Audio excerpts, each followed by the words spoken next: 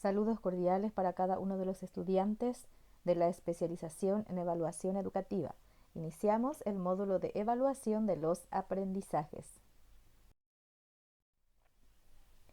Este escrito está dedicado para cada uno de ustedes. Estudiar en época de pandemia, que todo lo ha cambiado, es solo para inspirados y estoicos, osados, corajudos, invencibles. De una normalidad habitual, presencial, a un estilo nuevo, tecnológico, desafiante.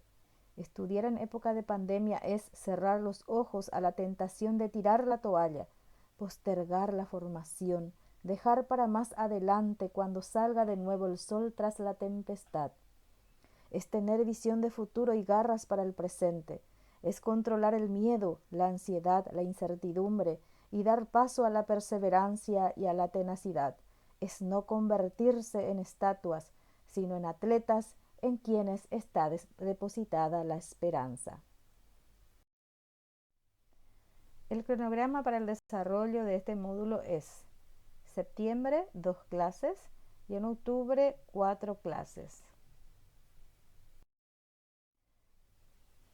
La evaluación parcial será el 6 de octubre y estaremos finalizando el módulo con la evaluación final el 27 de octubre. En cuanto al encuadre para la clase de cada miércoles, en primer lugar tendremos clase sincrónica intensiva y un segundo momento de clase asincrónica. Las clases serán grabadas o en todo caso estaré elaborando videos explicativos que luego ustedes podrán visualizar en la plataforma Moodle.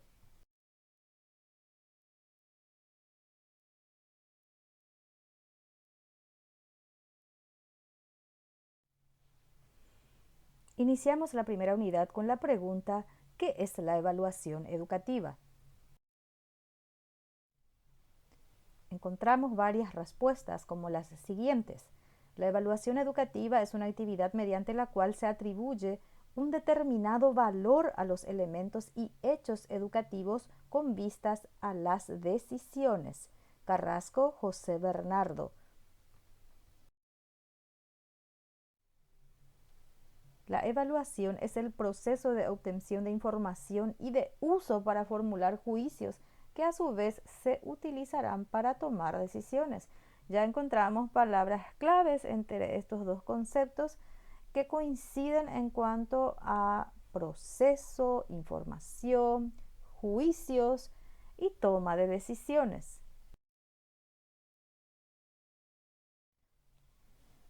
Susana Abolio de Cols conceptualiza la evaluación educacional como un proceso de recoger información útil, juzgarla y utilizarla para la toma de decisiones futuras.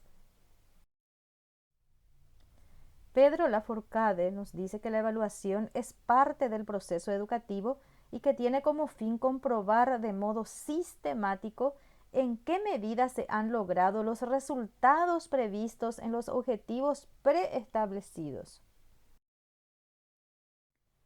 Según Víctor García Oz, evaluar es el proceso de valorar una realidad que forma parte de un proceso cuyos momentos previos son fijación, características de la realidad a valorar, recogida de información y la toma de decisiones en función del juicio del valor emitido.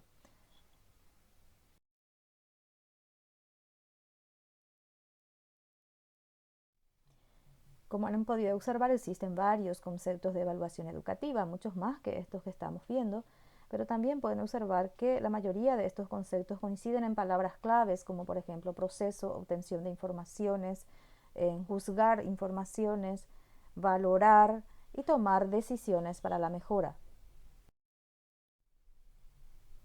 El Ministerio de Educación y Ciencias de nuestro país, en su fascículo de evaluación del aprendizaje de la educación escolar básica, presenta este concepto de la evaluación que se concibe como un proceso sistemático que permite obtener información continua y significativa, interpretar la información para conocer la situación del estudiante con respecto a la construcción de su aprendizaje en los diferentes momentos del periodo escolar. Formar juicios de valor con respecto a ese proceso y tomar decisiones válidas y oportunas para adecuar las intervenciones didácticas. Es decir, está hecha a partir de este concepto, a partir también de todos los conceptos anteriores que estuvimos viendo, y contiene también todas esas palabras claves que ya había mencionado. La evaluación del aprendizaje tiene 4 fases. La primera es la obtención de la información a través de diferentes instrumentos y procedimientos evaluativos. La segunda es la interpretación de la información. La tercera es la formación del juicio de valor. Y la cuarta es la toma de decisiones para la mejora.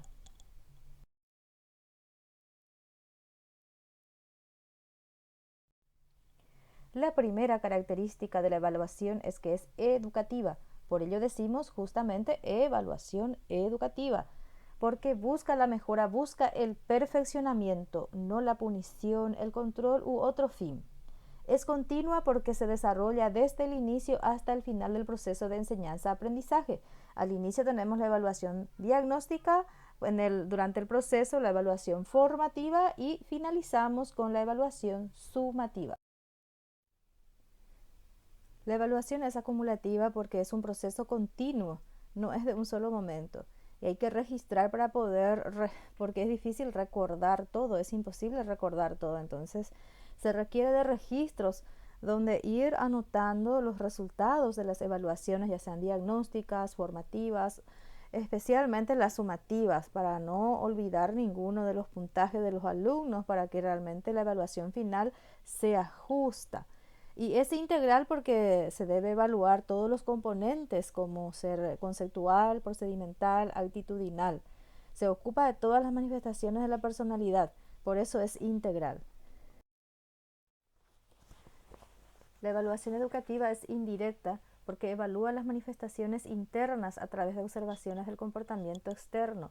A través de la evaluación del alumno se puede evaluar la actuación también del profesor. Entonces tenemos aquí 2 aspectos a tener en cuenta. Una es que el aprendizaje es interno, se produce en el cerebro, pero no se puede observar eso directamente. Entonces el alumno demuestra ese aprendizaje a través de su desempeño, ya sean las pruebas escritas, a través de pruebas prácticas, a través de pruebas orales u otras actividades evaluativas. Por eso es indirecta. Y también el desempeño del alumno, el grupo que aprende mucho, el grupo que tiene un excelente desempeño, implica también que el profesor ha trabajado muy bien con ese grupo. Es cooperativa porque participan todos los que intervienen en la institución en cuanto a la evaluación. Todos están comprometidos con la evaluación. El docente evaluador, el técnico evaluador, el coordinador, el directivo, todos están comprometidos, hasta el que hace la fotocopia está comprometido con su trabajo de hacer bien la fotocopia, y también la parte ética es muy importante. Otra característica es que es sistemática, es decir, que la evaluación no debe ser improvisada, responde a un plan previamente establecido y forma parte inseparable del proceso educativo, forma parte del proceso. Por lo tanto, tenemos que conocer bien el sistema de evaluación que se está implementando, implementarlo correctamente y tener en cuenta de que forma parte del proceso, no es un momento aislado. Es crítica porque después de un estudio de criterios emite un juicio objetivo. Para emitir un juicio de valor debe basarse en datos cuantitativos y cualitativos. Es decir, no podemos emitir un juicio sin tener una base, sin tener ningún dato, ya sea cuantitativo o cualitativo. Si emitimos un juicio sin esos elementos, estaríamos prejuzgando nada más, y nuestra evaluación en realidad no sería una evaluación educativa.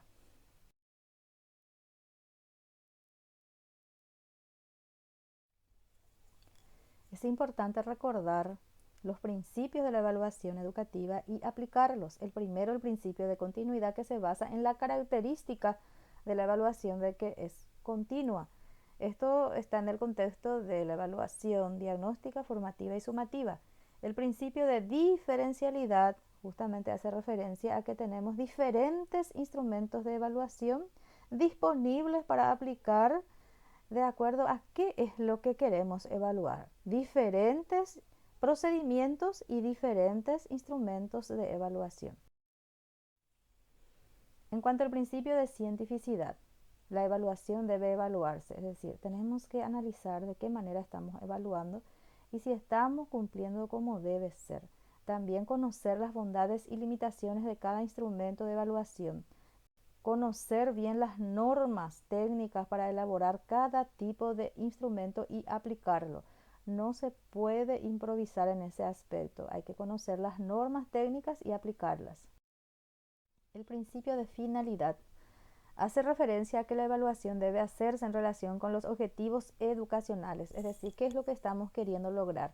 Y son esos objetivos los que deben ser evaluados. Actualmente trabajamos con competencias y capacidades, por lo tanto, tenemos que verificar bien cuáles son las capacidades que queremos lograr, que queremos desarrollar y de acuerdo a eso también entonces planificar la evaluación.